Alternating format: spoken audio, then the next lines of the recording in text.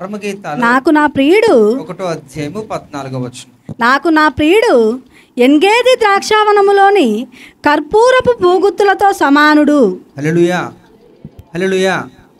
మీరు ఇది గమనిస్తే మనకు తెలుసు, ఈ యొక్క పరమగీతాలు మరి సొలొమోను చేత రచించబడి మరి ఆయన మరి మంచి యవ్వన ప్రాయంలో ఉంటున్నప్పుడు మరి దేవుడు ఆయనకి ఈ యొక్క పరమగీతాల్ని ఆయన అనుగ్రహించాడు. చాలా చక్కగా అందులో విషయాలు చాలామంది ఈ పుస్తకం గురించి అర్థం కాక దాన్ని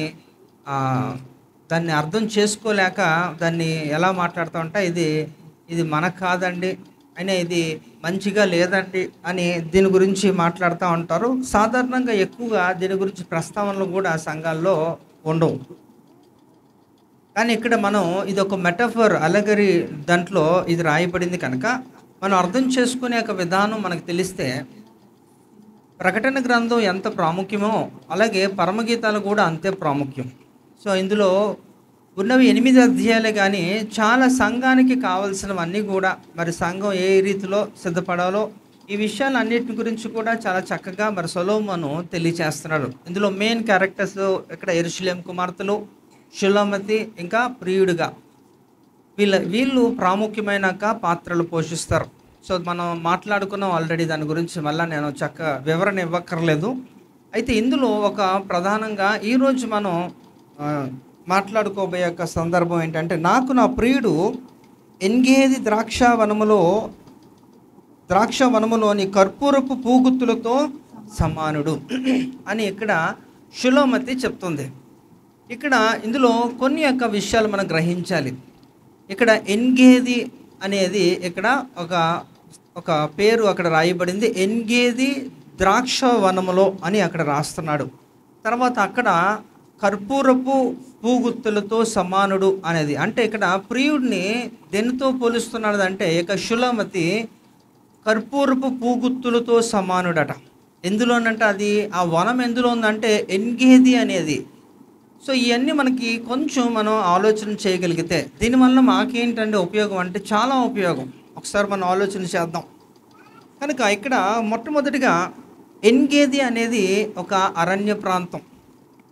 అది ఇశ్రాయేల్ దేశంలో ఇశ్రాయేల్ నుంచి ఎన్గేదికి ఒక 125 కిలోమీటర్లు, అలాగే యెరూషలేము నుంచి ఎన్గేదికి 17 కిలోమీటర్లు. అంటే ఈ యొక్క యెరూషలేములోనే ఒక ప్రాంతం, ఒక ఎలా అంటే ఒక మృత సముద్రం గురించి డెడ్ సీ దగ్గర ఆ పక్కన ఉంటున్న వెస్ట్ బ్యాంక్లో ఈ యొక్క ఎన్గేది అనే ఒక అరణ్య ప్రాంతం. అయితే ఈ అరణ్య ప్రాంతంలో కూడా చాలా చక్కటి యొక్క వృక్షాలు, మంచి నీరు కూడా అక్కడ ఉంటుంది. సో దీని గురించి మనం ఇక్కడ ఎన్గేది ద్రాక్షవనములో కర్పూరపు పూగుత్తులతో సమానుడు అని చెప్పి షులమతి యొక్క కంపారిజన్, ఒక పోలిక చేస్తున్నప్పుడు మనం ఇక్కడ తెలుసుకోవాల్సింది ఏంటంటే, ఎందుకు అలా షులమతి అలా పోలుస్తుంది, కర్పూరపు పూగుత్తులతో సమానుడు అని ఎందుకు అలా అంటుంది అంటే, ఇక్కడ మనం చూడండి ఈ యొక్క ఫ్రేజెస్ అంతా కూడా నాకు నా ప్రియుడు అంటుంది. సరిగ్గా మీరు వినకపోతే మీకు అర్థం కాదు, మీరు చదివినా అర్థం కాదు, కనుక జాగ్రత్తగా వినండి. కనుక చూడండి ఏంటట, నాకు నా ప్రియుడు అంటున్నాడు. అంటే ఇక్కడ మీరు యెహోషువ గ్రంథాన్ని కూడా మనం చదివితే అక్కడ నేను నా ఇంటి వారును అని అంటే ఒక స్పెసిఫిక్గా వేరే వాళ్ళకి ఎలాగో నాకు తెలియదు కానీ అంటే నా వరకైతే నాకు అని తను ఇక్కడ కూడా తెలియజేస్తుంది. నాకు నా ప్రియుడు అంటే అందరి సంగతి తెలీదు. ఎందుకు అంటున్నానంటే అందరూ కూడా అర్థం చేసుకోవడంలో విఫలం అయిపోతున్నారు, కాన్సన్ట్రేషన్ ఉండదు, కనుక వారికి ఆ చదువు ఉండదు, ఆ ఆత్మీయత ఉండదు, ఆత్మ ఉండదు. కనుక ఈ అన్నిట్లో ఫెయిల్ అయిపోతున్నప్పుడు మీకు ఏం అర్థం అవుతుంది? అయితే అర్థమైన వారు మాత్రమే ఈ యొక్క మాట చెప్పగలరు. అందుకని ఏమంటుందట అక్కడ, నాకు మాత్రము ఎలా ఉందట నా ప్రియుడు ద్రాక్షవనంలో ఎన్గేదిలో ఎలా ఉందట, ఎన్గేదు అనే యొక్క స్థలంలో ద్రాక్షవనంలో కర్పూరపు పూగుత్తులతో సమానుడిగా ఈ యొక్క ప్రియుడిని చూస్తుందట ఈ యొక్క ప్రియురాలైన షులమతి. కనుక ఇక్కడ ఎందుకు అలాగ కర్పూరపు పూగుత్తులు అని అంటే, యాక్చువల్గా నేను పిక్చర్స్ వేయాలి కానీ నాకు టైం సెట్ కాలేదు, అందుకే నేను వేయట్లేదు. కానీ పూగుత్తులు అంటే ఆ బంచ్ ఆఫ్ ఫ్లవర్స్ ఎలా ఉంటాయంటే గుత్తులుగా పూలు చెట్లు కాస్తున్నప్పుడు చూడడానికి ఎంతో చాలా బాగుంటుంది. అయితే ఇక్కడ కర్పూరపు పూగుత్తులు అని ఇక్కడ చెప్తున్నాడు. ఇక్కడ ఆ వాక్య ప్రయోగం రాయబడింది.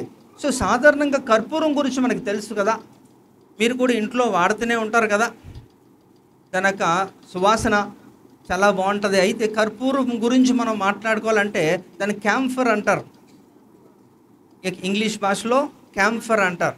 అయితే ఆ కర్పూరపు చూడడానికి ఎలా ఉంటుందంటే నల్లగా ఉంటుందా, తెల్లగా ఉంటుంది కదా. దాన్ని బట్టల్లో వేస్తారు, ఇంకా ఈ అలంకరణలో వాడతారు, ఇంకా ఈ మధ్యలో ఈ యొక్క గార్లెన్స్ అంటే ఈ యొక్క పూదండల్లో కూడా దాన్ని వాడుతూ ఉంటారు. ఎక్కువగా దాన్ని ఎక్కడ అంటే పూజా సామాగ్రిలో అదొక ప్రధానమైన పాత్ర పోషిస్తుంది. ఏది ఈ యొక్క కర్పూరం. సో ఈ కర్పూరము తెల్లగా ఉంటుంది సహజంగా, అది న్యాచురల్గా.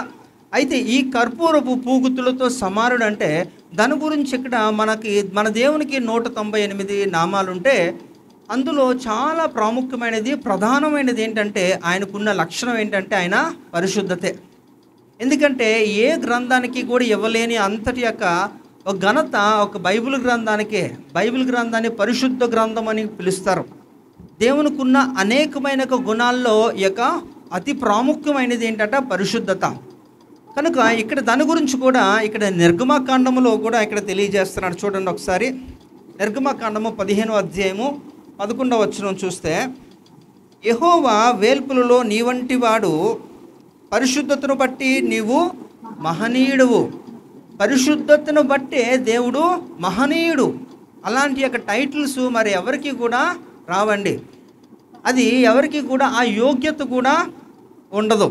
అందుకని ఇక్కడ ఏంటట, దేవునికి ఉన్న ప్రధానమైన లక్షణం నేను మీకు ఎన్నోసార్లు చెప్పాను. ఒకవేళ కానీ మీ ఆశ ఫలించింది అనుకోండి, మీ ఆశ ఏంటి? ఇల్లు కట్టుకోవాలా, అప్పులు తీరాలా, ఈయన మీ ఆశలు ఎప్పుడు కూడా భౌతికంగా లోక సంబంధమైన ఆశల గురించే ఎక్కువ ఆలోచిస్తే వారికి ఎప్పటికీ కూడా అయ్యాక ఆత్మీయంగా వారు ఉన్నతంగా వారు దేవుడు వారి పట్ల ఏమై ప్రణాళిక కలిగి ఉన్నాడో అది ఎప్పటికీ జరగదండి. కనుక మనం ఆలోచించాలి, మన ఆశ ఏమై ఉండాలంటే ఒక దినాన మనం అందరం కూడా దేవుని యొక్క సన్నిధికి చేరాలి అని. మన యొక్క పౌరస్థితి పరలోకం అంటున్నప్పుడు దాన్ని స్వతంత్రించుకోవడానికి మనం ఇక్కడి నుంచే కష్టపడాలి. ఈ యొక్క దేహమును ఉంటున్నప్పుడే మనం కష్టపడాలి, లేకుంటే అది సాధ్యపడదు. ఈ యొక్క పరలోకం అనేది సువిశాలమైన ప్రాంగణం, అది చాలా పెద్దది, దాన్ని వర్ణించలేము, అంత విశాలమైనది అయినప్పటికీ కూడా దాన్ని వెళ్ళాక మార్గం మాత్రం ఇరుకు మార్గం అని మనకు తెలుసు. కనుక దాని కొరకు మనం ఏం చేయాలట, ప్రయాసపడాలి. అందువలన ఇక్కడ ఏంటంటే ఇక్కడ చెప్తున్నాడు, దేవుడు ఒక ప్రత్యేకమైన ఒక గుణాలు కలిగిన వాడు, అందులో పరిశుద్ధత అతి ప్రాముఖ్యమైనది. కనుక దేవుని యొక్క బిడ్డలు కూడా దేవుడు ఆశించేది కూడా అదే. మనకి పరిశుద్ధత అనేది ఎంతో అవసరం.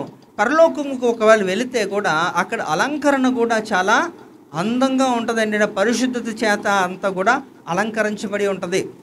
ఇక్కడ మనకి భూమి మీద ఏదైతే విలువైనదిగా మనం ఆలోచిస్తున్నామో పరిగణిస్తున్నామో అవన్నీ కూడా చాలా అల్పంగా కనిపిస్తాయి. అసలు వాటికి విలువే లేదు. విలువైన వాడు నువ్వే. హల్లెలూయా. దేవుని దృష్టిలో విలువైన వాడు నువ్వు. కాబట్టి ఆ విలువైన వాడికి ఏం చేస్తారట, ఈ యొక్క మనం భూమి మీద ఏదైతే విలువ కలిగి మనం వాటికి ప్రాధాన్యత ఇస్తున్నామో అవన్నీ కూడా నీ కాళ్ళ కిందే ఉంటాయి. అందుకనే ప్రకటన గ్రంథం 21వ అధ్యాయం 21వ వచనంలో ఏముందట, the streets are made up of gold. ఏంటట, రాజవీధి అంతా కూడా బంగారముతో, రాజవీధి వీధులంతా కూడా బంగారముతో ఉంటాయట. అంతో విలువైనది మనకి ఈ భూమి మీద, కానీ అది విలువ లేనిది పరలోకములో. కనుక అలాగా పరిశుద్ధత చేతే అక్కడంతా కూడా అలంకరణ ఉంటుంది. సో ఇది కూడా మనం ఆలోచించాలి. మన దేవునికి ఇది అతి ప్రాముఖ్యమైన ఒక లక్షణం.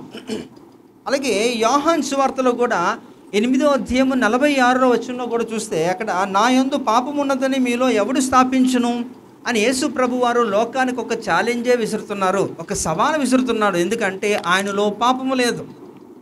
పాపం ఉంటే అది పరిశుద్ధత కలగదు, కనుక అది ఆయనకి సాధ్యము.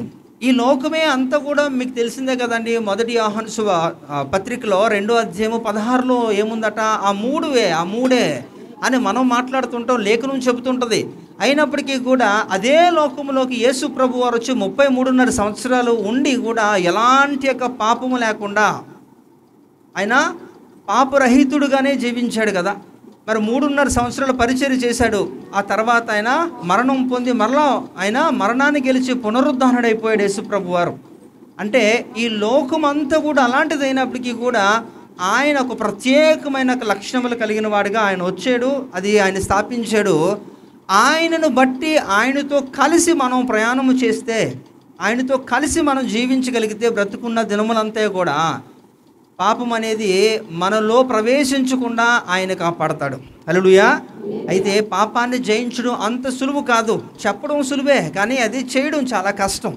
అయితే అది ఆయన చేసి చూపించాడు కాబట్టి ఆయనను అనుసరిస్తున్నప్పుడు, ఆయనకు వాక్యము మన హృదయంలో ఉంటున్నప్పుడు ఆయన నిన్ను కూడా ఆయన వలే చేస్తాడు. అందుకనే కదా మన యొక్క తాపత్రయం అంతా కూడా. మనం ఎలా మారాలట? మనం చనిపోయే లోపు మనం ఎలా మారాలంటే క్రీస్తు స్వరూపంలోకి మారాలి. ఈ యొక్క ప్రాసెస్ అనేది 1 రోజు 2 రోజులు 2 సంవత్సరాలు 3 సంవత్సరాలు కాదండి. బ్రతికిన దినములంతా కూడా మనం ఏం చేయాలట? దినదినము మనం ఏం చేయాలట? ఆయనలోకి మనము మారుతూ ఉండాలి. అందుకని ఈ యొక్క వాక్యము, అందుకని ఈ యొక్క హోలీ కమ్యూనియన్, అందుకే ఇవన్నీ కూడా ఈ భక్తి మార్గం, ఈ సాధన అంతా కూడా ఎందుకంటే ఆ దినం వరకు కూడా మనల్ని మనం ఏం చేయాలి? భద్రపరచుకోవాలి. ఇక్కడ కూడా యోధా పత్రికలో 1:6 కూడా మనం చూస్తే అక్కడ దూతల గురించి చెప్తారన్నమాట. తన దూతలు ఏం చేస్తున్నాడట? తన ప్రధానత్వం నిలుపుకోలేదట. అంటే వాటికి ఇవ్వబడిన లిమిటేషన్స్లో అవి లేనందున అవి పాపంలో పడిపోయే కనుక అవి పడిపోని దూతలుగా దేవుడు వాటిని బంధించుంచాడు కనుక వాటికి అది. అయితే వాటికి చూడండి, విచిత్రం ఏంటంటే దూతలు మనకన్నా శక్తివంతమైనవా కాదా? మనకన్నా చాలా శక్తి చాలా ఎక్కువ ఉంది వాటికి. అవి ఏమన్నా చేస్తాయి, వాటికి ఉన్న అధికారం దేవుడు ఇచ్చాడు. అలాంటి దూతలు పాపము చేస్తే వాటికి క్షమాపణ లేదు కదా. ఇప్పుడు పాపము చేసిన దూతల్ని దేవుడు క్షమించి మరలా పరలోకం తీసుకుని వెళ్ళాడనే ఒక లేఖన ఆధారం కానీ ఒక సందర్భం కానీ ఏదైనా ఉందా? లేదు కదా. కానీ మనిషికి ఆ వెసులుబాటు. హల్లెలూయా. అంటే దేవుడు నిన్ను ఎంత ప్రేమిస్తున్నాడో ఆలోచించండి. ఏ ఒక్కరూ నశించడం తండ్రి చిత్తము కాదు. అందుకనే లూకాసు వార్త 19:10 కూడా యేసు ప్రభు వారు కూడా అదే మాట అంటున్నారు కదా. ఏంటట? నశించిన దాన్ని వెదక రక్షించడానికి మనిషి కుమారుడి లోకానికి వచ్చాడని. కనుక ఏ ఒక్కరిని కూడా దేవుడు విడిచిపెట్టడానికి ఇష్టం లేదు. కానీ మీరంతలు మీరే ఏం చేస్తున్నారట? వద్దు నాకు ఇది వద్దు అని చెప్పి చిన్న కుమారులా పారిపోతే దేవుడు ఏం చేయలేడు. దేవుని పరిధిలో దేవుడు చెప్పినప్పుడు చిన్న చిన్న తప్పిదాలు జరిగినప్పటికీ కూడా మీరు పశ్చాత్తాపడి దేవుని యొద్దకు రాగలిగితే మీకు క్షమాపణ ఉంటుంది. అయితే ఇక్కడ కర్పూరపు పూగుత్తులతో సమానుడు అని చెప్పి ఇక్కడ ఈ శూలమతి చెప్తుంది. అంటే దేవుడుకున్నాక అతి ప్రాముఖ్యమైనది ఏంటంటే ఈ యొక్క పరిశుద్ధత. అందుకనే అపోస్తలుల కార్యం 2వ అధ్యాయం 24వ వచనాన్ని కూడా చూస్తే, మరణము ఆయనను బంధించి ఉంచట అసాధ్యము కనుక దేవుడు మరణ వేదనను తొలగించి ఆయనను లేపెను. మరణము ఎంతో బలమైనది. అందరినీ కూడా దేవుడు చంపివేస్తా ఉన్నాడు. దేవునికి వ్యతిరేకంగా ఉంటున్నవన్నీ కూడా ఈ కృత్యములన్నీ కూడా చివరి దినాన్న యుగాంతము తర్వాత కూడా దేవుడు ఏం చేస్తాడట? వాటిని అన్నిటిని నాశనము చేస్తాడు. కానీ లాస్ట్గా చంపేది ఏంటో తెలుసా? లాస్ట్గా చంపేది ఏంటో? మరణాన్నే. కడపటి శత్రువు మరణాన్నే చివరిగా చంపబోతున్నాడు. అంటే వాడు ఎంత బలవంతుడో ఒకసారి ఆలోచించండి. వాడి ఆయుధం ఏంటో తెలిసే? పాపమే. వాడి ఆయుధమే పాపము. అది ఎలా ఉంటుందంటే ఒక ముళ్ళులా ఉంటుందట. దీని గురించి యొక్క ప్రాముఖ్యమైన విషయాలంతా కూడా అపోస్తలుల పౌలు గారే 1 కొరింథీ పత్రిక 15వ అధ్యాయంలో దీని గురించి వివరణ ఇస్తూ ఉంటాడు. అందుకే యేసు ప్రభు వారు కూడా చనిపోయిన తర్వాత మొట్టమొదటిగా ఎవరు అంతు చూడడానికి వెళ్ళాడు తెలుసా? ఎవరు అంతు చూడడానికి వెళ్ళాడు యేసు ప్రభు వారు? నీ అంతు చూడ్డానికా? నిన్ను నన్ను చంపడానికి ఒక డైరీ రాసుకొని పెట్టుకున్న ఆ మరణం అంతు చూడడానికి యేసు ప్రభు వారి యొక్క భూమి దిగంతములకు దిగిపోయాడు. ఎఫెసీ రాసిన పత్రిక 4వ అధ్యాయం 8వ వచనంలో మనం చూస్తే ఆయన కిందకు వెళ్ళి ఏం చేశాడంటే ఆయన చెరగా తీసుకొని వెళ్ళిపోయాడు. ఆ తీసుకొని వెళ్ళే క్రమంలో ఇదంతా కూడా ఈ స్టోరీ అంతా కూడా కిందే దేవుడు జరిగించాడు. సో మరణపు ముళ్ళును విరిచాడు దేవుడు. ఓ మరణమా నీ ముళ్ళెక్కడా అంటే వాడి ఆయుధమేది, ఆయుధమే పాపము, ఆ పాపమే యొక్క ముళ్ళు. ఆ ముళ్ళుతోనే అందరినీ గుచ్చుకొని వెళ్తా ఉన్నాడు. యేసు ప్రభువును కూడా గుచ్చాడు. గుచ్చడానికి యేసు ప్రభువే అధికారం ఇచ్చాడు. హల్లెలూయా. అక్కడ యేసు ప్రభు చేతకానివాడో లేకపోతే ఆయన నిస్సహాయుడో కాదు. అక్కడ కేవలం నిన్ను ఆ మరణము నుంచి తప్పించడానికి, ఆ మరణ బలము చేత నువ్వు పీడించబడుతున్న వాడిని విడిపించడానికి యేసు ప్రభు వారు తన్ను తాను అప్పగించుకున్నాడు అంతే. కనుక ఆ మరణాన్ని గెలిచే యేసు ప్రభు వారు ఏం చేశారట, ఆయన పునరుద్ధానుడయ్యాడు. పునరుద్ధానుడు అవ్వక మునుపే ఆయన ఏం చేశారట, ఆయన యొక్క భక్తులను ముందుగానే ఆ చెరగా తీసుకుని వెళ్ళిపోయి ఒక వేరే స్థానంలో పెట్టేశాడు, రెనోవేట్ చేశాడు అంతా కూడా. అందుకని ఇక్కడ ఈ యొక్క పేతురు ఈ మాట చెప్తున్నాడు ఈ అపోస్తుల కార్యంలో, మరణము ఆయనను బంధించుట అసాధ్యము, కనుక దేవుడు మరణ వేదములను తొలగించి ఆయనను లేపెను. ఎవరండి, ఏ ఒక్కరూ మరణాన్ని గెలవగలరా? అసాధ్యమే. ఎంతటి యొక్క మేధస్సు కలిగిన వాడైనా, ఎంతటి ధనం ఉన్నా, ఎంతటి యొక్క జ్ఞానం ఉన్నప్పటికీ కూడా, ఎంత వైద్యం తెలిసినప్పటికీ కూడా ఏ డాక్టర్ కూడా చనిపోయిన వారిని బతికించాడా? అలాంటి యొక్క రికార్డ్స్ ఏమైనా ఉన్నాయా మనకి? అలాంటిది లేదు కదా. కానీ ఈ యొక్క యేసు ప్రభు వారికి ఆ రికార్డ్స్ ఉన్నాయి. హల్లెలూయా. అయితే మీరు అనొచ్చు, చాలామంది మరణము పొంది మరలా బ్రతికారంటే మరలా చచ్చారు కూడా, అవునా? లాజరసు, యాయేరు కుమార్తె, ఇంకా డోర్కా, వీళ్ళందరూ కూడా, ఇంకా కొంతమంది పరిశుద్ధులు మత్తయి సువార్తలో మనకి కనబడుతుంది 26లో. అక్కడ యేసు ప్రభు వారు సిలువ మీద ఉంటున్నప్పుడు 3 గంటల ప్రాంతంలో అంతా కూడా మహాభూకంపం వచ్చినప్పుడు ఏమట, సమాధులు తెరవబడ్డాయి. పరిశుద్ధులు అందరూ కూడా లేచారట. ఆ పరిశుద్ధ పట్టణాల్లో వారు వెళ్ళినట్టుగా కూడా, అంటే వీళ్ళందరూ కూడా ఏంటట, చనిపోయారు, మరలా బ్రతికారు, మరలా చచ్చిపోయారు. ఫైనల్గా ఏంటంటే వాళ్ళు చావే, అవునా? చనిపోయి బ్రతికిన వారు కూడా మరలా చచ్చిపోయారు. నయీన్ గ్రామంలో విధవరాలు కుమారుడు కూడా అంతే కదా. అందరూ కూడా ఇలా బ్రతికిన వాళ్ళందరూ కూడా, ఎలీషా బ్రతికించిన వాళ్ళు, ఈ మోయోబీడైనక సైనికుడు, వీళ్ళందరూ కూడా చనిపోయి బ్రతికి మరలా చనిపోయారు. కానీ యేసు ప్రభు వారే ప్రథమ ఫలము. హల్లెలూయా. ఆయన మాత్రమే అందుకనే మరణము ఆయన బంధించలేదు. మరణాన్ని జయించిన వాడు నా యేసు ప్రభు వారు. కనుక ఇక్కడ కర్పూరం గురించి మనం మాట్లాడుతున్నాం. కర్పూరపు పూగుత్తులతో సమానుడు అని ఇక్కడ షులమతి చెప్తుంది.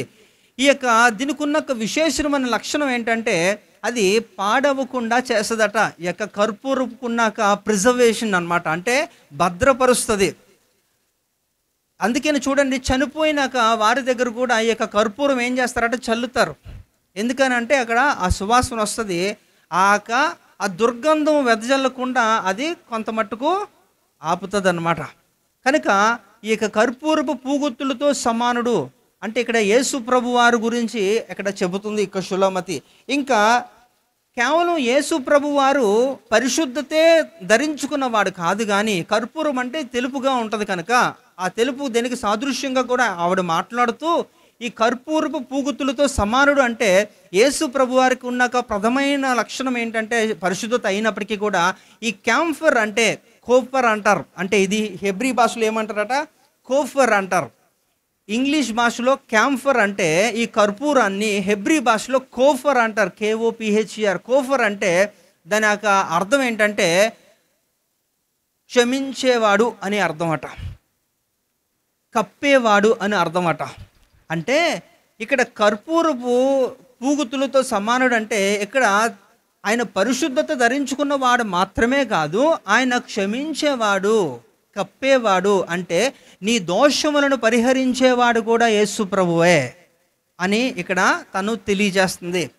అందుకని ఇక్కడ 1 యోహాను పత్రికలో 2వ అధ్యాయంలో 1-2 వచనాలు చదివితే, నా చిన్న పిల్లలారా, మీరు పాపము చేయకుండుటకై ఈ సంగతులను మీకు రాయించుచున్నాను. ఎవడైనను పాపము చేసిన ఎడల నీతిమంతుడైన యేసుక్రీస్తు అను ఉత్తరవాది తండ్రి యొద్ద మనకున్నాడు. హల్లెలూయా. ఎవరైనా పాపము చేస్తే ఇక్కడట నీతిమంతుడైన ఒక ఉత్తరవాది మన పక్షాన మనకున్నాడట. అంటే మీరు పాపము చేసినప్పటికీ కూడా మీరు పశ్చాత్తాపడి తిరిగి ఆయన వేడుకుంటే మీ పక్షాన ఆయన కేసు తీసుకుంటాడట. అంటే మిమ్మల్ని దోషులుగా నిలబెట్టడు, మిమ్మల్ని నిర్దోషులుగా చేస్తారట. ఆయనే ఆయన మీద వేసుకొని. ఇక్కడ యేసుప్రభు వారు కూడా సిలువలో చేసింది అదే కదా. మనందరి కొరకు ఏమైపోయారట? యేసుప్రభు పాప కాదే. అందుకనే కదా ఇందాకలే యోహాను సువార్త 8:46 మనం చదువుకున్నాం ఏంటంటే, ఈ యొక్క లోకానంతరికి కూడా ఒక సవాలు విసురుతున్నాడు కదా యేసుప్రభు వారు. ఏంటంటే, నాలో పాపం ఉంటే ఎవరన్నా స్థాపించగలరా అని ఆయన చెబుతున్నాడు. అంటే ఆయన మన పాపములకు ఏం చేస్తున్నాడట? పరిహారం ఇస్తున్నాడు. మన పక్షాన ఆయన ఉత్తరవాదిగా మన పక్షాన ఆయన వాదిస్తున్నాడు. అంతే కాదు, ఇక్కడ చూడండి, ఇంకా ఆయన పూగుతులతో సమానం అంటే కూడా ఇక్కడ పూలంటే ఇష్టం లేని వారు ఎవరు ఉంటారండి సాధారణంగా? అంటే స్త్రీలకి సాధారణంగా అది డిఫాల్ట్ అనుకుందాం కదా, అది బాగా అందరికీ ఇష్టం ఉండొచ్చు. కానీ చూడగానే పూలను చూస్తున్నప్పుడు ఒకలాంటి ఒక సమాధానం, ఒక బాగుంది అనే ఇది, అంటే మీకు తెలియకుండానే మిమ్మల్ని మీరు ఆ పూలు వైపు ఆకర్షించబడతారు కదా. ఇక్కడ చూడండి, అంటే ఒకటే ఫ్రేజ్ యూస్ చేసింది తను షూలమతి, కానీ అందులో విశిష్టమైన మాటలు తెలియజేస్తుంది. ఏంటట ఇక్కడ? నాకు నా ప్రియుడు ఏంటట? నాకు నా ప్రియుడు, చదవమ్మా. నాకు నా ప్రియుడు ఎన్గేది ద్రాక్షావనములో కర్పూరపు పూగుత్తులతో సమానుడు. అంటే ఇక్కడ ఆ కర్పూరపు పూగుత్తులతో సమానుడుగా దేవుణ్ణి చూస్తుంది. అలా తనకు అనిపించింది, తనకే కాదు మనకి కూడా అనిపించాలి. అనిపించే రీతిలో మీరు ఆయన వాక్యాన్ని అర్థం చేసుకుంటే, ఆయన ఆత్మీయ సత్యంలోకి మనం వెళ్ళగలిగితే మనకి కూడా ఈ క్లారిటీ వచ్చేస్తుంది. ఇక్కడ చూద్దాం, ఇక్కడ ఆయన అంటున్నాడు కదా, ఇక్కడ కర్పూరపు పూగుత్తులతో సమానుడు అంటే ఈ పూలకున్న లక్షణం ఏంటంటే అది సువాసన వెదజల్లడమే కాకుండా అవి ఆకర్షించే గుణం ఉంటుంది. సాధారణంగా పూలు కీటకాలనే కాదు మనుషులను కూడా ఆకర్షిస్తాయి కదా. ఈ కీటకాలు ఆ సువాసన బట్టి అవన్నీ కూడా ఆ తుమ్మెదలు కానీ లేకపోతే అవన్నీ వెళ్తూ ఉంటాయి. అది పాలినేషన్కి కూడా అవి వాటివే కాకుండా ఇక్కడ ఏంటట మనుషులు కూడా ఆకర్షించబడతారు. ఇక్కడ యేసు ప్రభు వారు అంటే ఇక్కడ ప్రియుడు అంటే యేసు ప్రభు వారే కాబట్టి ఇక్కడ యేసు ప్రభు వారి గురించే ఈ యొక్క మాట తెలియజేస్తుంది. అంటే కర్పూరపు పూగుత్తులతో సమానుడు అంటే నా దేవుడు, నా ప్రియుడు ఆకర్షించేవాడు. ఆయన ఆకర్షిస్తేనే మనము ఆకర్షించబడతాం. గుర్తుపెట్టుకోండి, మీరంతలు మీరు వెళ్ళిపోతే కుదరదు కూడా. అక్కడ మీరు అనుకోవచ్చు ఇక్కడ యేసుప్రభు వారు చాలా మంచోలే, నా కొరకు ఇంత త్యాగం చేశారు, నన్ను ప్రేమిస్తున్నారు, అదంతా బాగానే ఉంది. కానీ ఆయన మనకంటే ఆయనే మనల్ని ముందు ప్రేమించాడట. అవునా కదా? మొదటి యోహాను పత్రికలో 4వ అధ్యాయంలో 9వ వచనము 8, 9లో మనం చూడొచ్చు. మొదట ఆయన మనల్ని దేవుడు ప్రేమ స్వరూపి, ప్రేమ లేనివాడు దేవుని ఎరగడు. మనము ఆయన ద్వారా జీవించున్నట్లు దేవుడు తన అద్వితీయ కుమారుని లోకములోనికి పంపెను. దీని వలన దేవుడు మన యందుంచిన ప్రేమ ప్రత్యక్షపరచబడెను. ఇంకా రోమ పత్రికలో కూడా మనం చూస్తే ఆయన ప్రేమను వెల్లడి చేసే విధానం చాలా గొప్పగా ఉంటుంది. ఎందుకంటే ఎవరు కూడా అలా చేయలేరు. అందరూ కూడా నోటి మాటలతోనే సరిపెడతారు, కానీ ఆయన చేతలు చేస్తాడు కదా. ఆయన కార్యములు చేయువాడు. ఆయన ఓకే అని నీకు ప్రామిస్ చేసి మిస్ చేసేవాడు కాదు. ఆయన వాగ్దానములు నెరవేర్చువాడు కదా. ఆయన ఎంతన్నా నమ్మదగినవాడు. హల్లెలూయా కదా.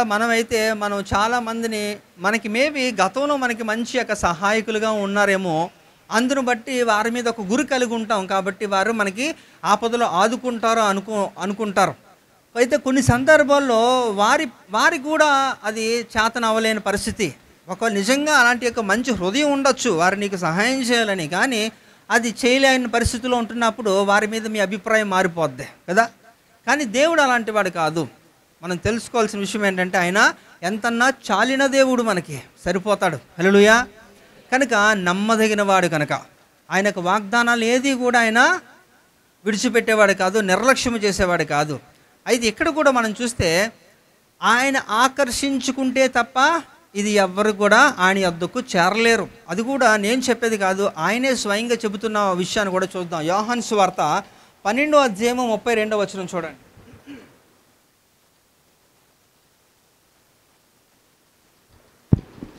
నేను భూమి మీద నుండి పైకెత్తబడిన ఎడల అందరినీ నా యొద్దకు ఆకర్షించుకొదునని చెప్పాను కదండి. ఆయన ఆకర్షించుకుంటేనే వెళ్తాం. ఇది మీరు చాలా జాగ్రత్తగా ఆలోచించాలి. ఇక్కడ సంఘములో ఆత్మ చెప్పుచున్నది ఏంటట, చెవి ఉంటే విని వదిలిపెట్టకూడదు, అది లోపలికి కూడా వెళ్ళిపోవాలి. లోపలికి 2 చెవులు ఎందుకు ఉన్నాయంటే ఒకడు ఇలా విని ఇలా వదిలేలట. అన్నీ అలాగే చేస్తారండి. వాక్యాన్ని కూడా అలాగే చేస్తారా?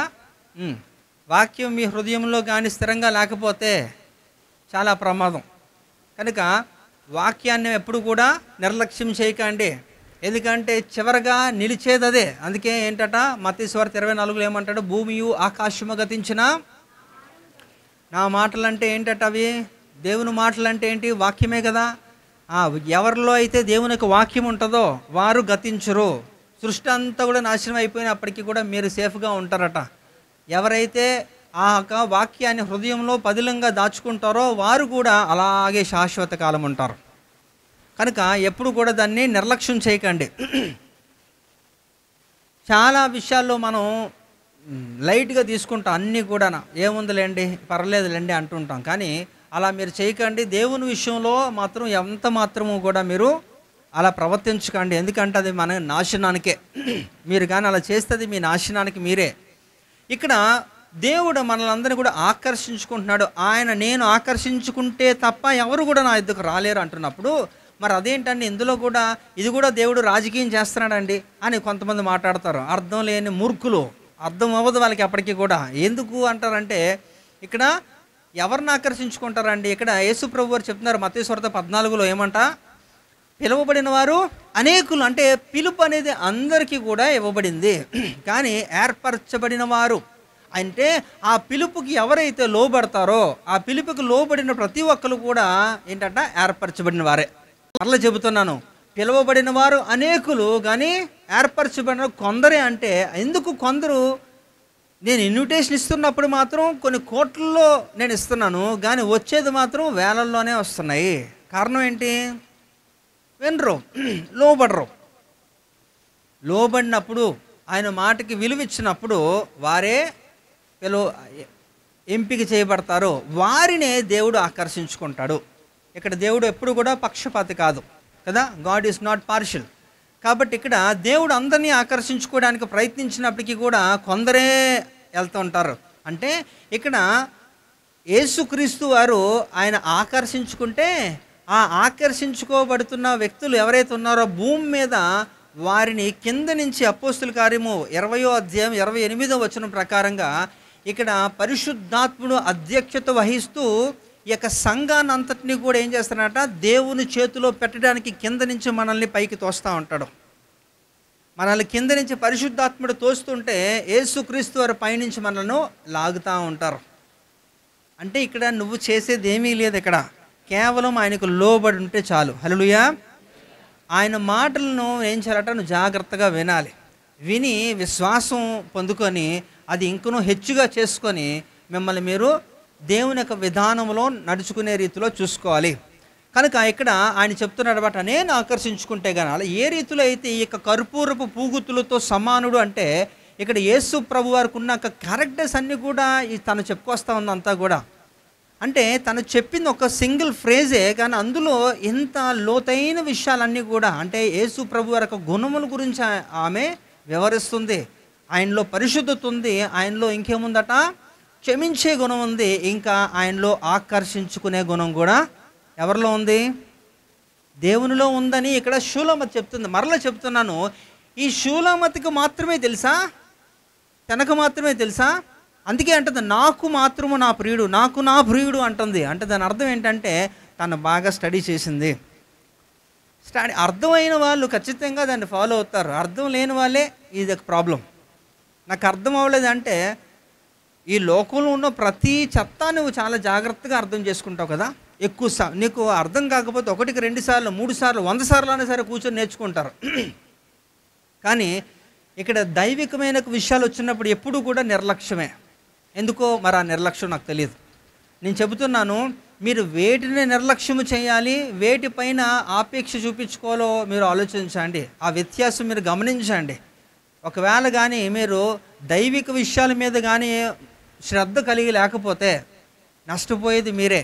ఆపత్కాలంలో చాలా కష్టం. ఎందుకంటే ఈ రోజుల్లో మనకి ఇంకా కొంచెం టైం దొరుకుతుంది కూర్చొని మాట్లాడడానికి, వివరించడానికి, ఆయన ధ్యానించడానికి, స్వేచ్ఛగా ఆరాధించడానికి. కానీ ఒక దినం రాబోతుంది వాక్యపు క్షామము. వాక్యము మీకు దొరకదు, ప్రార్థనలు మీకు దొరకవు, చెప్పేవారు ఉండరు. ఆ పరిస్థితి చాలా. అందుకని ఆమోస్ గ్రంథంలో 8వ అధ్యాయంలో అక్కడ 10-11 వచనాల్లో ఎప్పుడో ప్రవచించాడు ఆ కాలం వస్తుందని. అప్పుడు ఈ యొక్క యవనస్తులందరూ కూడా ఏమైపోతారట, ఈ ధర నుంచి ఆ ధర వరకు కూడా సముద్రం అంతా ఈదినప్పటికీ కూడా వాక్యం దొరకదట. కన్యకులందరూ కూడా స్పృహ తప్పి పడిపోతారట. అంటే అన్కాన్షియస్ అయిపోతారన్నమాట, ఆహారం లేక. అందుకే ఇక్కడ యేసు ప్రభువారు మత్తయి సువార్త 4వ అధ్యాయం 4వ వచనంలో చెప్తాడు, మనుషుడు రొట్టె వలన కాదు కానీ దేవుడి నోటి నుంచి వచ్చిన ప్రతి మాట వలన జీవిస్తాడు. అంటే రొట్టె లేకపోయినా మనిషి బ్రతికేస్తాడు, కానీ ఏమి లేకపోతే బ్రతకలేడు, వాక్యం అనే ఆహారం లేకపోతే బ్రతకలేడు. ఎందుకంటే రొట్టె నువ్వు ఎన్ని రొట్టెలు తినేసినప్పటికీ కూడా, రోజు అదే పని మీద మీరు ఉంటున్నప్పటికీ కూడా, గట్టిగా మాట్లాడితే 80 సంవత్సరాలు అదే పనిలో ఉంటున్నప్పటికీ కూడా తిని తిని తిని సస్తారు అంతే, అవునా? కానీ లోపల ఒక ఆత్మ ఉంది, అది ఎక్కడికి వెళ్ళిపోవాలి? ప్రసంగి గ్రంథం 12వ అధ్యాయం 7వ వచనంలో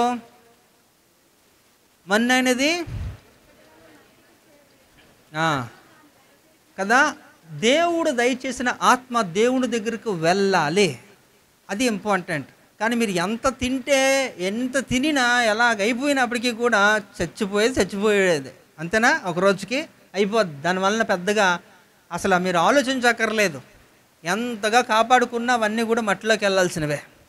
కానీ లోపల ఉన్న దాన్ని జాగ్రత్తగా డైరెక్ట్ చేయగలే అంత సామర్థ్యతలోకి మీరు రావాలంటే అది బ్రతుకున్నప్పుడే సాధ్యం. అది ఇక్కడ లూకా సువార్త 16వ అధ్యాయంలో ఒకడు ఉంటాడు కదా, ఆడు అప్పుడు బాధపడిపోయి అప్పుడు మారు మనసు వచ్చేస్తుంది ఆడికి. ఎక్కడ? నరకంలోకి వెళ్ళినాక అప్పుడు గుర్తొచ్చిందట, 5 ఎవరున్నారట, సహోదరులు ఉన్నారు నాకు, వాళ్ళందరికీ సువార్త చెప్తాను అంటాడు. మరి ముందేం చేసేవారా? వాడి దినచర్య ఏటట, తిను తాగు.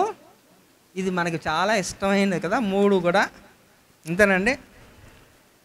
నేను తినే విషయానికి నేను ఆటంకపరచట్లేదండి, తినకపోతే చచ్చిపోతారు, ఓకే, తినండి. కానీ వేటికి ప్రాధాన్యత ఇవ్వాలి? లోపల ఉన్న దానికి ప్రాధాన్యత ఇవ్వండి కదా.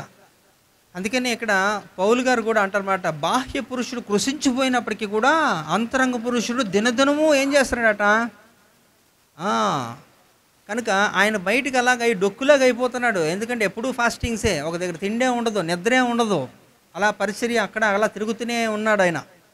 కానీ ఆయన లోపల ఉన్న ఆత్మ మాత్రం చాలా బలంగా ఉన్నాడు. ఎంత బలం అంటే ఆయన చూస్తున్న పూతోనే ఏం చేస్తున్నాడంటే, సర్వోన్నతమైన దేవుని కుమారులారా అని చెప్పి ఒక సాక్ష్యం ఇచ్చేస్తుంది. దయ్యాలు సాక్ష్యం ఇస్తున్నాయండి. కనుక గుర్తుపెట్టుకోండి, అంతటి యొక్క శక్తి ప్రభావం మీరు పొందుకోవాలంటే ఏం చేయాలట, లోపల ఉన్నవాడిని బలపరచండి, బయట ఉన్నవాడిని కాదు.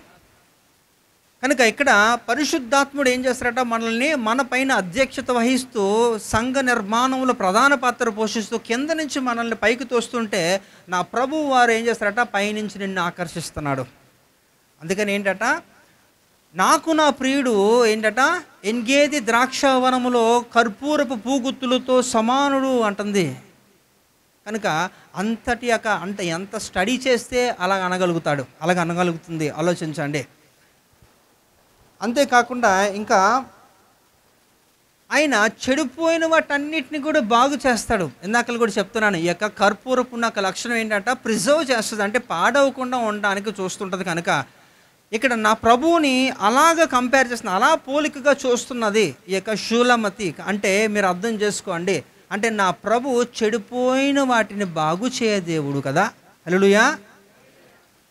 మనందరూ చెడిపోయామండి, చెడిపోయిన వాళ్ళమేనా?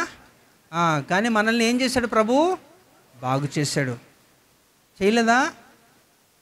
చేశాడా లేదండి? అంటే ఇంకా సగం బాగా అవ్వాలా? పూర్తిగా బాగా అయిపోయారా?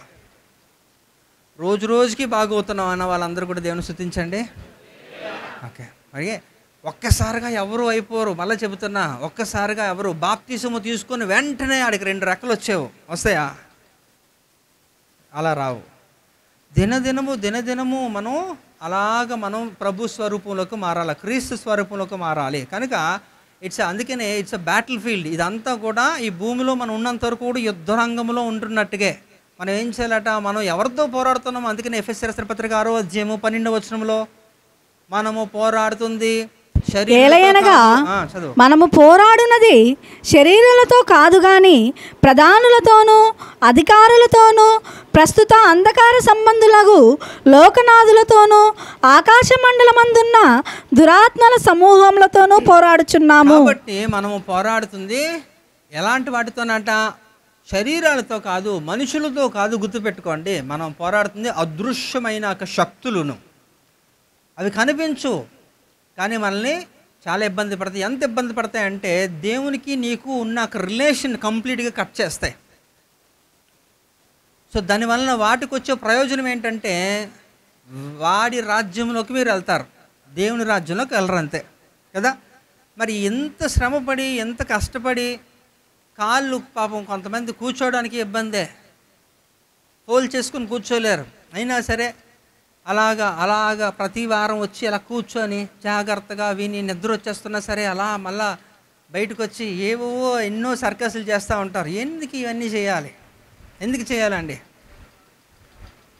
మనల్ని మనం ఏం చేసుకోవాలంటే సిద్ధపరచుకోవాలి. ఆయన వచ్చే దినం కొరకు మనల్ని సిద్ధపరచుకొని మనం దేవుని రాజ్యానికి సమీపించాలనే ఒక ఉద్దేశంతో ఇవన్నీ కూడా మనం చేస్తూ ఉంటాం. దేవుడు మనకి బోల్డ్ అండి కండిషన్స్ కూడా పెట్టాడు కదా. ఈ లోక స్నేహము దేవునితో వైరం అంటున్నాడు కదా. ఈ లోకంలో ఉన్నావు కానీ నువ్వు లోకంతో స్నేహం చేయొద్దంటే అది ఎంత కష్టం అండి. ఇప్పుడు మీరు ఉన్నారు ఒక ఇంటి దగ్గర, మీ ఇంటి ఇరుగు పొరుగు చుట్టూ వాళ్ళందరితో కూడా మీరు మాట్లాడకూడదంటే ఎలా ఉంటుంది? కష్టంగానే ఉంటుంది కదా. అలాగే ఈ లోకంలో ఉండు కానీ ఈ లోకంతో నీకు స్నేహం వద్దు అంటే ఎలా ఉంటుంది? కొంచెం ఇబ్బంది. అయితే తెలివిగా పరిశుద్ధాత్మక సహాయంతో మనల్ని మనం ఏం చేయాలి? మెలకుగా ఉండి మనం వెళ్ళిపోవాలి. అందుకనే దేవుడు చెబుతున్న ప్రతిదీ కూడా ఆ మెలకువ ఆ జ్ఞానము దేవుడు ఇస్తున్నప్పుడు మీరు సస్టైన్ అవుతారు. అంటే ఈ లోకంలో ఎలా జీవించాలనేది దేవుడే తెలియజేస్తాడు. అయితే ఇంకా ఈ యొక్క ఎన్గేది అనే స్థలంలో అది అరణ్య ప్రాంతం అని చెప్పాను కదా. అందులో అతి ప్రాముఖ్యంగా హెన్నా అనే ఫ్లవర్స్ ఉంటాయండి, ఆ పూలు ఉంటాయి. ఆ పూలని ఏం చేస్తారంటే అందులోంచి సేకరించిన నూనె చాలా విలువైనది. ఆ నూనె ఎందుకు వాడతారంటే అవి రోగాలకు వచ్చినప్పుడు ఎవరికన్నా సరే రోగాలు బారిన పడినప్పుడు ఆ నూనె రాసినప్పుడట వారికి స్వస్థత వస్తుందట. ఈ ఫ్లవర్స్ ఎక్కడున్నాయంటే ఇందాక మనం చెప్తున్నాం కదా, నాకు నా ప్రియుడు ద్రాక్షావనములో ఎన్గేది అనే ఒక స్థలం ఉంది కదా. ఎన్గేదిలో కర్పూరపు పూగుర్తులతో సమానుడు అని చెబుతుంది కదా. ఈ ఎన్గేది అనే స్థలంలో ఈ పూలు ఉంటాయి. అది చాలా ప్రసిద్ధి అక్కడ. ఆ పూల నుంచి వచ్చిన ఆ తైలానికి అంతటి విలువ ఉండి అది స్వస్థత గుణం ఉంటే నా ప్రభువారు ఎంత ఉంటుంది అని ఆమె చెబుతుంది అన్నమాట. అందుకని యెషయా గ్రంథం 53వ అధ్యాయం 5వ వచనంలో అక్కడ యెషయా చెప్తారు కదా, యేసు ప్రభు వలన మనకి ఏం కలిగిందట? ఏం కలిగిందండి? ఆయన దెబ్బల చేత మనకి స్వస్థత, ఆయన ఉమ్ములో ఏముందట? స్వస్థత కదా. కనుక మన ప్రభువారు ఆ హెన్నా అనే ఫ్లవర్స్ ఆ పూలు కంటే కూడా అతి శ్రేష్ఠుడు. హల్లెలూయా కదా. అందుకనే ఇవన్నీ కూడా నాకు నా ప్రియుడు అనండి ఒకసారి. నిజంగానేనా? మీకు కూడా తనకు అర్థమైనట్టుగా మీకు కూడా అర్థమైంది అనుకోండి, మీ లైఫ్ మారిపోద్ది. హల్లెలూయా. ఇక్కడ ప్రాబ్లం ఏంటంటే మనం ప్రభువారిని అర్థం చేసుకోవడంలో లోపం. మీరు అనుకుంటున్నారేమో నాకు 30 సంవత్సరాల రక్షణ అనుభవం ఉంది, ఏంటి ఉపయోగం? దేవుడు అంటే పూర్తిగా తెలియదు ఈ రోజుకి కూడా. ఒక సరైన సువార్త ప్రకటించలేవు దేవుని గురించి. ఒక మనిషిని కట్టిపెట్టి 1 గంట సువార్త చెప్పలేవు, కూర్చోబెట్టలేవు, వాడికి వాక్యం చెప్పలేవు, ఏంటి ఉపయోగం? 30 సంవత్సరాలు కాదు కదా, 50 సంవత్సరాల అనుభవం ఉన్నా వేస్ట్ కదా. అందుకే నాకు నా ప్రియుడు అని తను పర్సనల్గా ఫీల్ అవుతున్నప్పుడు అంటే ఇక్కడ ఎప్పుడు కూడా కొంతమంది ఎలా ఉంటుందంటే వారికి స్వతహాగా అనుభవం ఉండదు, వ్యక్తిగత అనుభవం ప్రభుతో ఉండదు, పక్కోడికి కలిగిన అనుభవమే వీడి అనుభవం అవుద్ది. యేసు ప్రభువు దేవుడు అంటే వీడు దేవుడు అంటాడు, వాడికి నిజంగా యేసుప్రభు ఏదో కార్యం చేశాడు, దాన్ని బట్టి వాడు మారాడు, తను బట్టి దేవుని స్తుతిస్తున్నాడు. కానీ నీకు ఇంకేమీ ఆ అనుభవం రాలేదు. కనుక ఇక్కడ నాకు నా ప్రియుడు, అందుకనే ఇక్కడ సెల్ఫ్ చెప్తుందనమాట, స్పెసిఫిక్గా చెప్తుంది. నాకు నా ప్రియుడు అంటే తను ఒక అనుభవపూర్వకంగా చెబుతుంది. కాబట్టి మనం కూడా అనుభవపూర్వకముగా ప్రభువుని తెలుసుకుంటే అది ఉత్తమం. హల్లెలూయా, అది మంచిది కదా అండి. ఇప్పుడు అక్షరం నిన్నేం చేస్తుందట? చంపేస్తుంది అంటున్నాడు పౌలు గారు కదా రోమపత్రికలో. అక్షరం నిన్ను చంపును కానీ ఆత్మ నిన్ను జీవింపజేయను. అక్షరార్థంగా మనం మాట్లాడుతూ ఉపయోగాలు ఉండవండి. అది దానికి ఏం చేకూరాలట? ఆత్మ చేకూరాలి. నీ యొక్క పర్సనల్గా అనుభవం ఉండాలి. అంటే ప్రభు వారితో నీకు ఏం అనుభవం ఉంది? నేను ఇదంతా చెబుతుందంటే ఈ షూలమతి ఏం చెప్తుందంటే తను ప్రభు వారిని అంతగా తను అనుభవించింది, ప్రభువులో అంతగా ఎదిగింది, ప్రభువు వారిని అంతగా సూక్ష్మంగా తెలుసుకుంది. కాబట్టి ఈ మాటలు చెప్పగలుగుతుంది. అయితే అంతటి అనుభవంలోకి నువ్వు రాగలవా? వచ్చావా? అలాంటి సూచనలు ఏమైనా ఉన్నాయా? మాకు అవి ఎందుకండి, ఏదో ఒకటి చెప్పండి, వింటాం, వెళ్ళిపోతాం, ఆ టైం దగ్గర పడిపోయింది, అంతేనా? అక్కడ అలా చూస్తారన్నమాట. అయిపోయిందా నా టైము? అయిపోయినట్టనా? చూడండి కదా, మనం టైం చూసుకునే విశ్వాసాలు అయితే మీరు ఎప్పటికీ సిద్ధపడరు, గుర్తుపెట్టుకోండి. మీకు ఆసక్తిగా ఉన్న విషయాల్లో మీరు ఇన్వాల్వ్ అయిపోయారు అనుకోండి, అసలు మీకు టైమే తెలియదు. మీరే అంటారు కదా, అసలు మాకు టైమే తెలియలేదండి, ఎందుకంటే అంతగా ఇన్వాల్వ్ అయిపోయారు. కానీ దేవుని విషయము, మందిరం, ఇలాంటి సహవాసాలు అంటే అప్పుడే కాళ్ళు నొప్పులు, తిమ్మిర్లు కదా, నిద్ర, ఇంకా ఆకలి, కోపం, ఇవన్నీ కూడా అన్నీ వచ్చేస్తాయన్నమాట. ఇవన్నీ కూడా మరి మిగతా టైంలో అవన్నీ కూడా ఎక్కడికి వెళ్ళిపోతాయో తెలియదు. కరెక్ట్గా ఇక్కడికి వచ్చినప్పుడు అవన్నీ మోసుకొస్తారు కదా. కనుక ఇక్కడ మీ యొక్క సొంత అనుభవం ఉండాలి, ప్రభు వారితో మీకు అంతటి యొక్క ఇంటిమేట్ రిలేషన్షిప్ ఉండాలి. మీకు అలాంటి సహవాసం మీరు కలిగి ఉండాలి. నాకు నా ప్రియుడు అనే రీతిలో మీరు మీ యొక్క దేవుని గురించి చెప్పగలగాలి. ఇక్కడ తను చెప్తుంది అంతా కూడా. అయితే ఇక్కడ ఇంకా చూడండి, ఈ ఎన్గేది అనే స్థలం ఎంత ప్రాముఖ్యం అంటే ఇక్కడ దీని గురించి కూడా యెహోషువ గ్రంథం 15వ అధ్యాయంలో, యెహోషువ గ్రంథం 15వ అధ్యాయము 61, 62 వచనాల్లో కూడా ఇక్కడ ఒక చిన్న ప్రస్తావన. అక్కడ కొన్ని స్థలాలు ఉంటాయి, ఆ స్థలాల్లో ఈ ఎన్గేది అనే స్థలం గురించి కూడా అక్కడ రాయబడింది. అరణ్యమున బెతరాబా మిద్దీను, సెకాక, నిప్షాను, ఇల్మాలాహు, ఎన్గేది అనునవి. చాలమ్మా, మీరు చదువుకున్న తర్వాత అక్కడ కొన్ని స్థలాలు ఉన్నాయి. అందులో కూడా ఈ ఎన్గేది అనే స్థలం గురించి కూడా యెహోషువ గ్రంథంలో అక్కడ రాయబడింది. అలాగే మొదటి సమూయేలు గ్రంథము 23-29 చదవండి. మొదటి సమూయేలు 23-29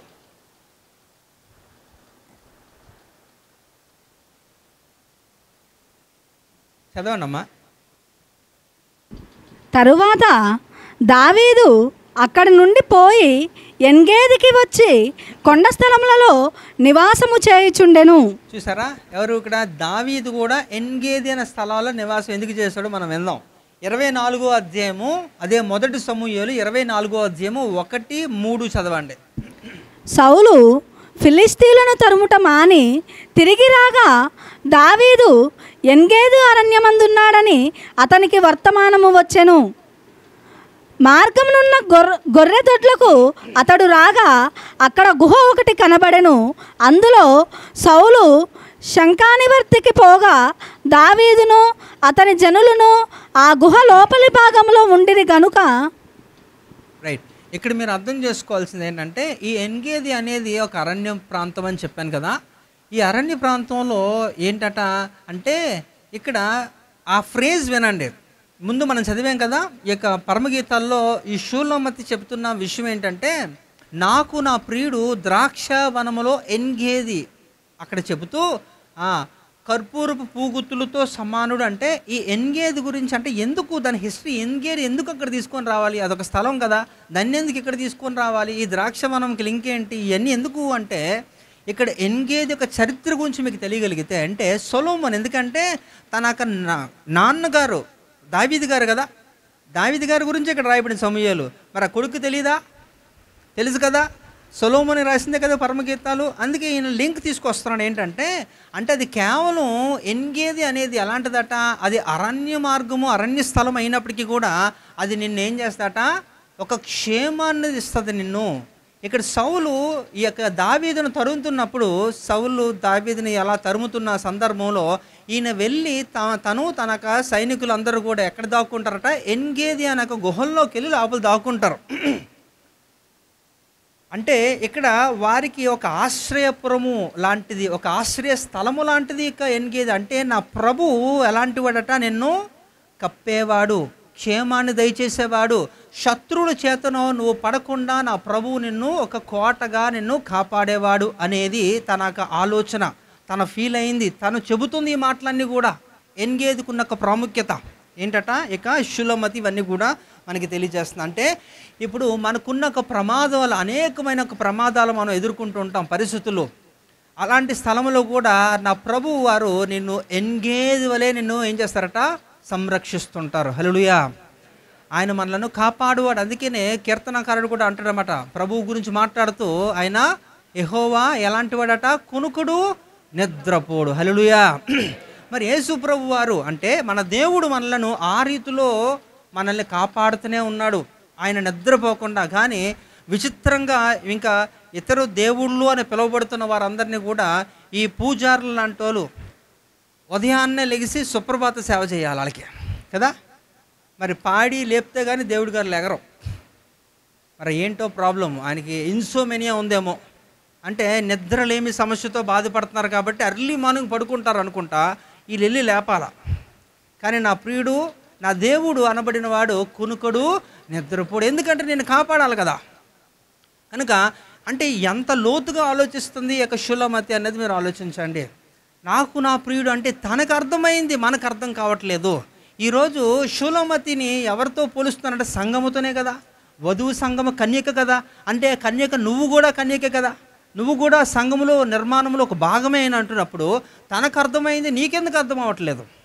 ఎందుకంటే నీకు అంత పర్సనల్ రిలేషన్ లేదు కాబట్టి.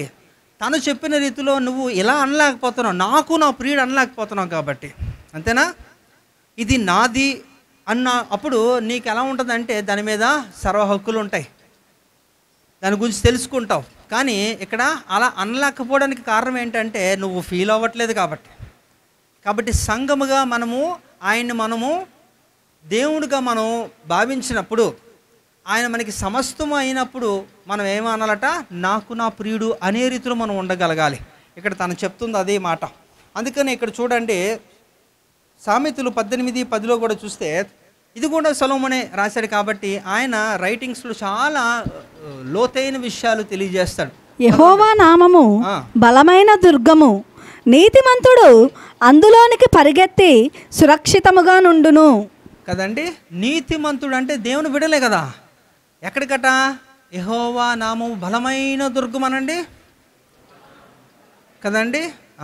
బలమైన దుర్గముగా మనకి ఆయన ఉన్నాడు కనుక నీతిమంతులు ఎవరైతే అందులోకి వెళ్తారో వారు సేఫ్. ఇంకా ప్రమాదం ఎంత మాత్రము నిన్ను తరమలేదు. ఇక్కడ ప్రమాద రూపంలో సౌలు యొక్క దావీదును తరుముతున్నప్పుడు ఈ ఎన్గేది అనే ప్రాంతంలో ఆయన వెళ్ళి నివసించినప్పుడు ఆయన్నే ఎవరేం చేయలేకపోయారు. హల్లెలూయా. కాబట్టి మనకి కూడా శత్రువు బయట పొంచే ఉన్నాడు. అందుకనే కదా ఈ యొక్క స్టార్టింగ్లో మనం చూస్తే ఈ యొక్క కయ్యేనికి ఒక వార్నింగ్ ఇస్తాడు, ఒక హెచ్చరిక ఇస్తాడు కదా దేవుడు. ఏమంటాడట, ఆదికాండం 4:7 ఏమంటాడట చూడండి త్వరగా. నీవు సత్క్రియ చేసిన ఎడల తలనెత్తుకొనవా, సత్క్రియ చేయని ఎడల వాకిట పాపము పొంచియుండును. వాకిట పాపము పొంచి ఉంది నీ ఎడల. చాలమ్మా, అదేంటే నీ ఎడల అది వాంఛ కలిగి ఉందంటాడు మళ్ళా కదా. అంటే నేను ఎప్పుడు తొందరగా అట్రాక్ట్ చేసుకుని నేను చంపేద్దామనే ఆలోచన. దేవుడు ఒక హెచ్చరిక ఇస్తున్నప్పటికీ కూడా కయ్యేను ఏమి వినలేదు. విన్నాడా కయ్యేను? ఒకవేళ వినుంటే అసలు ఫస్ట్ మర్డర్ జరగకపోను కదా. మేబీ కయ్యేను పరిస్థితి వేరుగుండు కదా. మరి ఒక స్టోరీ లైన్ అంతా కూడా ఒక డిఫరెంట్గా వెళ్ళినాం. కానీ అక్కడ ఆయన వినలేదు. హెచ్చరిక చేస్తున్నప్పటికీ కూడా వాకిట పాపము పొంచి ఉంది కనుక నా ప్రభువుని దాటి మీరు వెళ్ళిపోతే ఖచ్చితంగా ఆ పాపము మీ ఎడల వాంఛ కలిగి ఉంటుంది. హల్లెలూయా. కనుక దాన్ని మీరు జయించలేరు. అది నిన్ను పట్టుకుందంటే మీరు దాన్ని జయించడం కష్టం. అంటే నీకు నువ్వుగా దాన్ని ఎప్పటికీ జయించలేవని అర్థం. మళ్ళా ఎవరు రావాలి? నా ప్రభువే రావాలి. అవునా? ఆ ప్రభువు రావాలంటే నీ మనసు మారాలి. అవునా? నీ మనస్సు మారాలి. అందుకనే దేవుడు ఏం కోరుకుంటున్నాడు? మారు మనస్సు అని ఎందుకు అంటున్నాడట? ఆ మారు మనస్సు నువ్వు పొందితే ఆటోమేటిక్గా నువ్వు నా ప్రభు వైపు తిరుగుతావు. నా ప్రభు వైపు తిరిగితే ఆయన నీ వైపు తిరిగి ఆయన వస్తాడు. కానీ ఆ మారు మనసు రాకుండానే నీ యొక్క మిత్రుడు నిన్నేం చేస్తారట? బాగా ఇన్ఫ్లుయెన్స్ చేస్తూ ఉంటాడు. అందువల్ల ఈరోజు చాలామంది రాలేకపోతున్నారు. వాళ్ళని బాగా ఇన్ఫ్లుయెన్స్ చేశారు కాబట్టి వాళ్ళు ఎక్కడ తిరుగుతున్నారో, ఇంట్లో పడుకున్నారో, టీవీ చూస్తున్నారో, ఎక్కడ తిరుగుతున్నారో రోడ్ల మీద కదా, గుర్తుపెట్టుకోండి. సో అందుకని ఎవరికి చోటు ఇవ్వద్దట? అపవాదికి చోటు ఇవ్వకండి. అంతేనా? ఎఫెసీ రాసిన పత్రిక 4:27 అపవాదికి చోటు ఇవ్వదంటే వాడికే చోటిచ్చి మీరే బయట ఉంటారన్నమాట. ఆడిదే ఇల్లు అంతనా, నువ్వే అక్కడ ఉండరా బాబు, నేనే వాచ్మ్యాన్ లాగా ఉంటానని మీరు ఆడికి అప్పచెప్పేసి బయటికి వెళ్ళిపోతుంటారు. కనుక గుర్తుపెట్టుకోండి, ఇక్కడ ఎన్గేది అనేది ఎంతో మనకి ఒక ఆశ్రయపురము లాంటిది. దాని గురించే ఈ యొక్క ఫ్రేజ్ని తను చెప్తున్నట్టుగా సొలొమోను దానికి రాస్తున్నాడు. సొలొమోనుకి కూడా తెలుసు ఆ యొక్క పట్టణ వివరాలు, ఆ ప్రాంతాలు ఇవన్నీ కూడా తెలుసు. అంతేకాకుండా ఇంకా మరి చూడండి, ఎన్గేది ప్రాంతంలో మంచినీరు, ఆ మంచినీరు ఊట ఉంటుంది.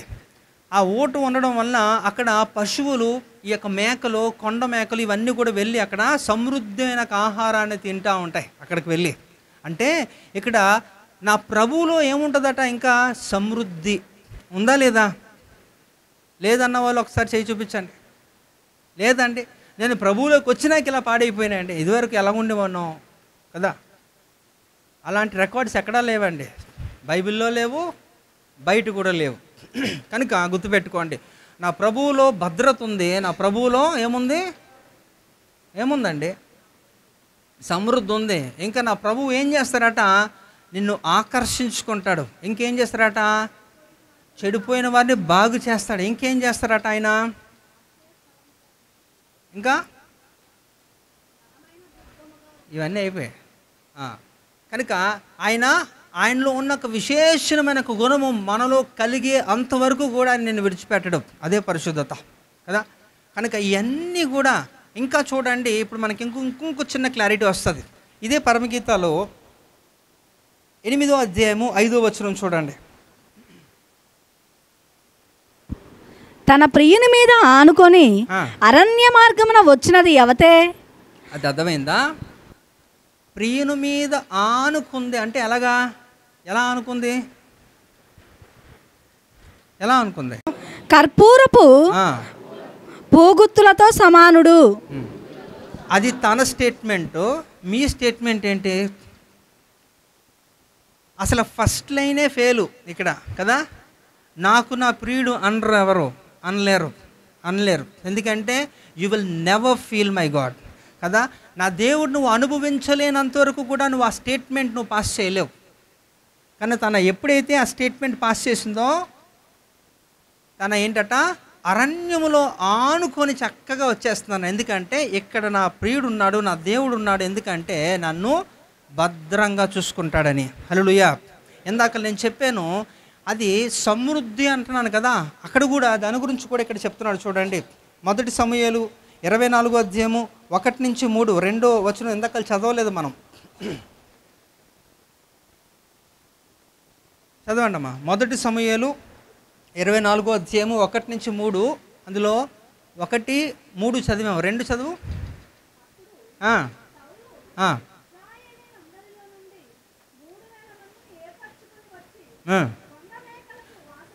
చూసారా? కొండ మేకలకు వాసము అంటే ఎందుకు? అవి చూడండి, జంతువులకి అది అక్కడ మేత లేకుండా జంతువులు అక్కడికి వెళ్ళవు కదా. మనకంటే కూడా ఈ యొక్క పక్షులకి, జంతువులకి ఆ నీరు ఎక్కడ ఉంటుంది, ఆహారం ఎక్కడ ఉంటుంది అనేది వాటికి బాగా తెలుసు. ఈ కంబోడియా ఇలాంటి యొక్క స్థలాల్లో ఇక్కడ హంటర్స్ అంటే వేటగాళ్ళు. ఈ వేటగాళ్ళు ఏం చేస్తారంటే చాలా దూరం వెళ్ళాలి వేటాడడానికి. అక్కడ నీరు చాలా తక్కువ, అంటే డ్రై ఏరియా అన్నమాట. అక్కడ దొరకదు, నీళ్ళు ఉండదు. అయితే ఆ నీళ్ళు కొరకు ఏం చేస్తారంటే వాళ్ళు నీళ్ళు ఎక్కడ, ఆ నీళ్ళు జాడలు ఎక్కడున్నా తెలుసుకోవడానికి ఏం చేస్తారంటే కోతులను పట్టుకుంటారట. ఆ కోతులను కూడా ఎలా పట్టుకుంటారంటే ఈ యొక్క చెట్టు త్వరలో ఒక కన్నం చేసి అందులో ఈ యొక్క గ్రౌండ్ నట్స్ అంటే శనగ పలుకులు ఉంటాయి కదా, వాటికి ఎక్కువ ఏం రాస్తారంటే ఎక్కువ ఉప్పు రాసేసి అందులో పెడతారట. అందులో పెట్టినప్పుడు ఆ త్వరలో పెట్టినప్పుడు ఆ త్వరలో ఇది చేయి పెట్టి అది ఇలా గెలికి ఇలా తీసుకొని ఇలా తీసుకుంటే రాదు, అది వదిలేస్తే వస్తుంది. అది పిడికిలు బిగించినప్పుడు అది లాక్ అయిపోతే దాన్ని చూసి వచ్చి పట్టుకుంటారు. అదొక ట్రాప్. దాన్ని పట్టుకుని దాన్ని ఏం చేస్తారంటే ఆ శుభ్రం తినేసి వదిలేస్తారు. దాన్ని వదిలేసినప్పుడు అది పారిపోతుంటుంది కదా, ఎక్కడికి వెళ్తుంది దానికి తెలుసు, ఎందుకంటే నీరు ఎక్కడ ఉందో దానికి తెలుసు. దాన్ని నీళ్ళు అనుసరించి వెళ్ళి ఆ నీరు తీసుకుంటారు. అదొక విధానం అన్నమాట. అలాగా ఇక్కడ ఈ కొండ మేకలు ఏం చేస్తున్నాయట, అక్కడ ఎన్గేది అరణ్యంలో ఏం చేస్తున్నాయట, అక్కడ ఆహారాన్ని తింటున్నాయట. అంటే అక్కడ సమృద్ధి నీరున్నది అక్కడ. తర్వాత అది భద్రమైన ఒక స్థలం, అదే నా ప్రభువు అని అక్కడ చెప్తుంది అనమాట. ఈ యొక్క హిస్టరీ ఏంటంటే దాని గురించి అక్కడ వివరణ. ఇంకొక చూస్తే చివరిగా ఈ యొక్క అనుభవంలోకి కూడా మనం వెళ్తే తప్ప ఇది కంప్లీట్ అవ్వదు. దీని గురించి కూడా యెహెజ్కేలు ఏం చెప్తున్నాడు చూడండి ఒకసారి. యెహెజ్కేలు గ్రంథం 47:10.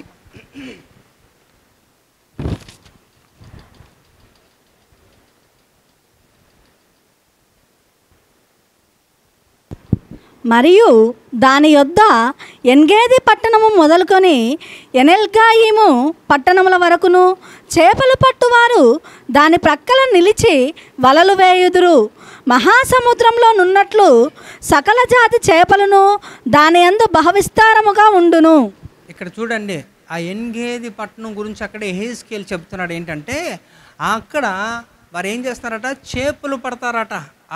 రివర్లో చేపలు పడుతున్నారట. అంటే ఆ ప్రాంతంలో ఆ నీరు ప్రవహించే దగ్గర వారు చేపల వేటకు వెళ్తున్నారట, చేపలు పడుతున్నారు. అంటే ఇక్కడ మీరు ఆలోచించండి, దాని గురించి కూడా మనకి ఈ యొక్క శిష్యులు మనకి చెప్తారు. ఈ యొక్క పేతురుతో యేసు ప్రభు వారు మాట్లాడినప్పుడు పేతురు వృత్తి ఏంటో మనకు తెలుసు. ఆయన కూడా మత్స్యకారుడు. ఆయన చేపలు పట్టే వృత్తిలో ఉంటున్నప్పుడు ఆయన వలలు బాగు చేసుకుంటున్నప్పుడు యేసు ప్రభు వెళ్ళి ఆయనతో మాట్లాడతాడు. ఏమనట, ఇక మీదట నేను నిన్నేం చేయబోతున్నాను, చేపలు కాదు కానీ మనుషులు పట్టే జాలారుగా నేను చేస్తాను అంటున్నప్పుడు, అంటే ఆ తర్వాత ఆయన వల వదిలేయడం, ఆయన వెనకతల వెంబడించడం అంతా మనకు తెలుసు ఎంపిక ఎలా జరిగిందో. కనుక ఇక్కడ కూడా వారు చేపలు పడుతున్నారట ఎన్గేది ఆ ప్రాంతం నీరు ప్రవహించే రీతిలో. అంటే ఇక్కడ చేప ఒక విశ్వాసికి సాదృశ్యంగా ఉంటున్నప్పుడు మనము కూడా ఈ ఎన్గేది అంటే ప్రభువులో మనం ఏం చేయాలంటే మనము కూడా దేవుడు మనలను మనుషులు పట్టే జాలారుగా చేసే అనుభవంలోకి మనం వెళ్ళాలి. హల్లెలూయా. అదే కదా ఆత్మల సంపాదన, అవునా కదా? యేసు ప్రభు వారు కూడా అదే చేశారు కదా ఈ లోకంకి వచ్చి. సో ఆయన బాటలో మనం నడుస్తున్నప్పుడు ఆయన మన నుంచి కూడా ఎక్స్పెక్ట్ చేస్తుంది ఏంటట, మార్క్స్ వార్త 16:15 కూడా అదే కదా చెప్పింది. ఏంటట, మీరు సర్వలోకమునికి వెళ్ళి సర్వ సృష్టికి సువార్తని. ఎందుకు సువార్తను ప్రకటించాలి? సువార్త ప్రకటించడం వలన ఆ వ్యక్తి రక్షణలోకి వస్తాడు. రక్షణలోకి వచ్చినప్పుడు ఆయన ప్రభు రాజ్యములో ఒక సభ్యునిగా చేరుతాడు. అంటే సంఘ నిర్మాణములో ఆయన కూడా ఒక భాగం అవుతాడు. దానికి నువ్వే కారణం అవ్వాలి. అంటే మనము అలాంటి అనుభవంలోకి మనం కూడా వెళ్ళాలి అనేది ఇక్కడ దేవుడు చెప్తున్నాడు. అంటే ఎన్గేది గురించి మీరు విన్నారు కదా, ఇవన్నీ కూడా ఎంత ప్రాముఖ్యమైనది. ఆ స్థలము కానీ అక్కడ లోపల ఉంటున్న ఒక విషయం కానీ అవన్నీ కూడా ప్రభువుతో పోలిక చేస్తూ ఈ ద్రాక్షావనం అనే యొక్క సంఘములో ఈ ఎన్గేది అంటే ద్రాక్షావనములో ఈ యొక్క యేసు ప్రభువారు వారి యొక్క ఉన్న విశిష్టతను ఆయన యొక్క లక్షణాలుగా మనము సంఘముగా మనము చెప్పి మనము ఫీల్ అవ్వాలి. అలాంటి వ్యక్తిగత అనుభవంలోకి వస్తే తప్ప మనము సిద్ధపాటులోకి రాలేము. ఇదంతా కూడా ఒక సింగిల్ స్టేట్మెంట్లో షులమతి టక్మని చెప్పేసింది, నేను 1 గంట తీసుకున్నాను అంతే కదా. అంటే ఇది అర్థం అవ్వాలంటే ఇంత టైం పడుతుంది. ఇది మనం రాకడలో ఎత్తబడాలంటే మనల్ని మనము సిద్ధపరచుకోవాలంటే ఇవి అవసరం. హల్లెలూయా. కనుకే ఇది ఎప్పుడు కూడా నిర్లక్ష్యం చేయకండి. ఏముందంటే అది మాకు అర్థం అవ్వదండి, అర్థం అవ్వలేదు నేర్చుకోండి, చెప్పేటప్పుడు తెలుసుకోండి, దాన్ని పాటించండి. అప్పుడు మీకు అలాగా మీరు కూడా ఆ స్టేట్మెంట్ ఇవ్వగలుగుతారు. మళ్ళీ చెబుతున్నాను, నాకు నా ప్రియుడు అనండి, అలా అనగలగాల. ఎలాగా ఇదే ఎలా చెప్పగలగాలి అంటే నువ్వు యూ షుడ్ ఓన్ అనమాట. అలా ఫీల్ అవ్వాలి. అలా అయిపోవాలంటే అంతటి అనుభవంలోకి మీరు వస్తే తప్ప మీరు అనలేరు. అలా అనింది తను చెబుతుంది ప్రభువు గురించి ఎంత చక్కగా శ్రేష్టమైన విషయాలు మనకి తెలియజేసిందో ఈ యొక్క షులమతి. కనుక రాకడలో ఎత్తబడే గుంపులో ప్రధానంగా సంఘ నిర్మాణంలో మనమే ఉంటూ సంఘముగా, వధువుగా, కన్యకగా మనం మారాలి. అంటే మనము ఆయనతో వ్యక్తిగత అనుబంధం, సంబంధం మనకు ఉండాలి. అలా ఉంటున్నప్పుడే రాకడలో ఆయన వచ్చి నిన్ను ఆకర్షించుకున్నప్పుడు, పరిశుద్ధాత్మ నిన్ను కింద నుంచి పైకి తోస్తున్నప్పుడు ఆయనతో కలుస్తాను.